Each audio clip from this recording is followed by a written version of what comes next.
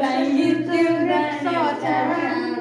Bir güneş parlar bazen. Yaxşı, devam edelim. Bir de tamamlayalım. Aha. Hiç gitmemişken, ölürmüşken, ölürmüş zaten. Ben gittim ben öpten. Hiç umudum Kalmamışken, bir güneş parlar bazen. Sonra? Hayat şaşırtır hep zaten. Gerek bunu öğrenelim. Gerek bunu öğrenelim. Devam edeyim. Devam edeyim. Tamamlayıram.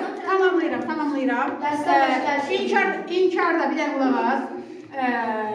Üçüncü şəxsin təkində inkar necə olacaq? Qazıntıların üzəlir dedik. Ben esildim ben burada. Aferin sənə, bəli. Esir necə? He doesn't speak. Normalda he speaks idi təsdiqdə. Amma inkarda doesn't speak olacaq. Sual içeride en bir şey. Sual da içeride en bir şey. Bəli.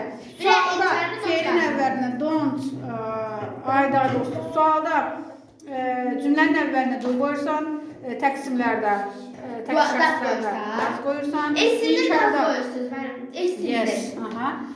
İnkarda da ki feildən əvvələ don't, doesn't qoyulur. Bu qədər. Çok basit.